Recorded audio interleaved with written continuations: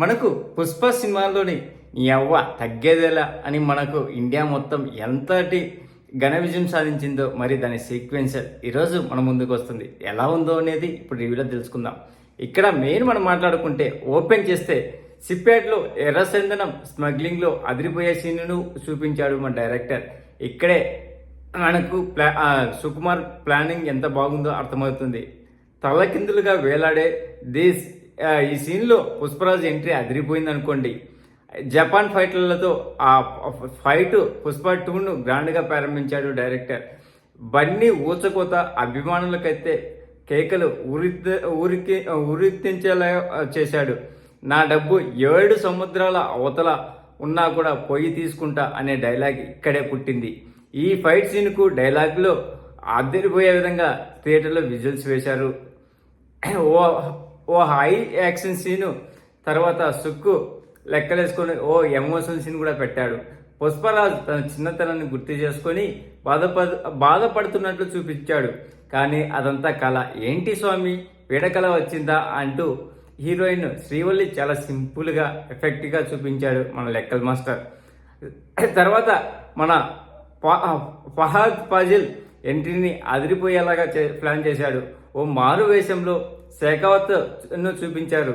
ఇక మారువేషంలో వచ్చి ఎర్రచందనం స్మగ్లర్ను చాకచక్యంగా పట్టుకున్న సీన్ అది. ఇంకా గుడిలో శ్రీవల్లి కులం గోత్రం తెలియదంటూ పుష్పను అవమానించేలా సీన్ పెట్టాడు. ఈ సీన్లో అజయ్ యాక్టింగ్ అయితే ఎరగదీశాడు. ఇంకా తన వాళ్ళని శేఖావత్ అరెస్ట్ చేయడంతో మన హీరో పుష్పరాజ్ పోలీస్ స్టేషన్కు వెళ్తాడు. తన వాళ్ళని విడిపించుకునే క్రమంలో అక్కడే పడే సీను అదిరిపోయింది. ఇంకా పుష్పకి అక్కడ మాస్ వెలివేషన్స్ వేరే లెవెల్లో ఉన్నాయి అనుకోండి. శేఖావత్ రాకముందే పోలీసులందరినీ కొనేసి తన వాళ్ళని విడిపించుకోపోతాడు మన హీరో. దీంతో పుష్ప గ్యాంగ్ ఫుల్ సంబరాలు చేసుకుంటుంది. ఈ క్రమంలో పుష్ప పుష్ప అంటూ టైటిల్ సాంగ్ను వేసుకుంటారు. పాట తర్వాత న్యూస్ రిపోర్టర్గా దివి పాత్ర ఎంట్రీ ఉంటుంది. సీఎంను పుష్ప కలవబోతున్నాడనే న్యూస్ చెబుతుంది.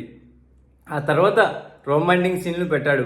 సరసాలు ఆడుకు స్వామి, ఫీలింగ్స్ వస్తున్నాయంటూ మోటుగా అంటుంది మన హీరోయిన్. సీఎంను పుష్ప కలుస్తాడు. పార్టీకి ఇస్తావు కదా, అది చాలు, నువ్వు ఏం కావాలంటే అది చేసుకో అని అంటాడు. ఓ ఫోటో అడిగితే ఎక్కడ ఉండేవాడు అక్కడ ఉండాలని మన పుష్పాని సీఎం అవమానిస్తాడు. దీంతో పుష్పగాడు హట్ అయిపోయాడు అనుకోండి.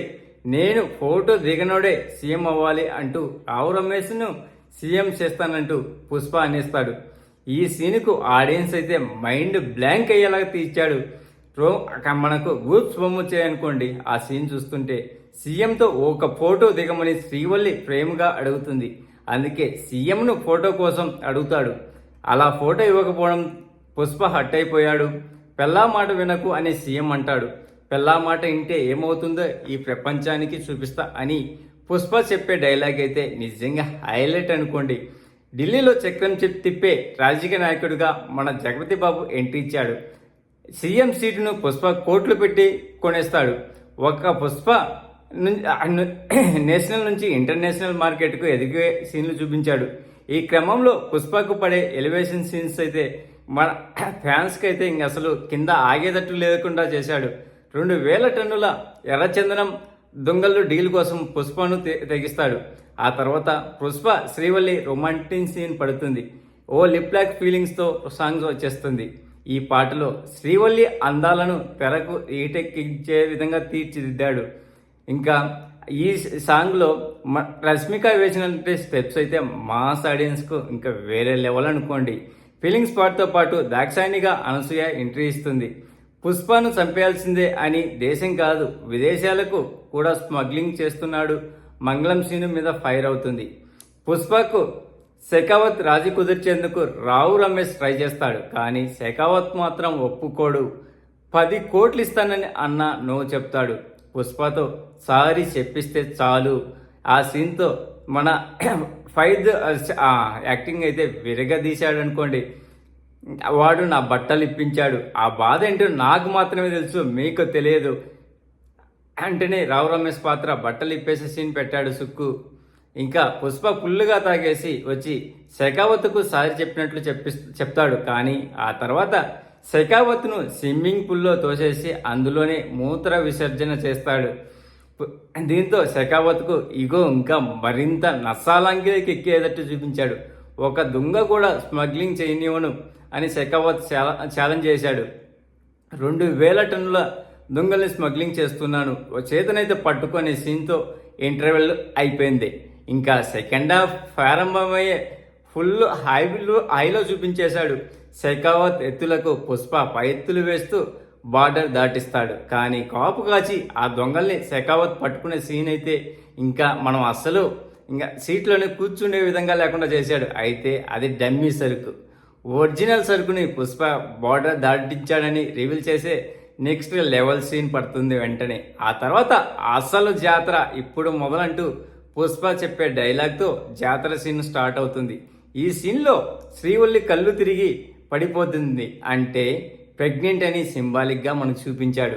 జాతర సీన్లలో బన్నీ వేసుకునే గెటప్, నటించిన తీరు చూస్తే మళ్ళీ అవార్డులు అన్నీ తనకే వచ్చే విధంగా చేశాడు. జాతర పాటలో పుష్ప పూనకాలు చూస్తే థియేటర్లో కూర్చున్న మనకు అయితే ఆగేటట్టు లేదు, అంతగా బన్నీ యాక్టింగ్ ఎరగదీశాడు.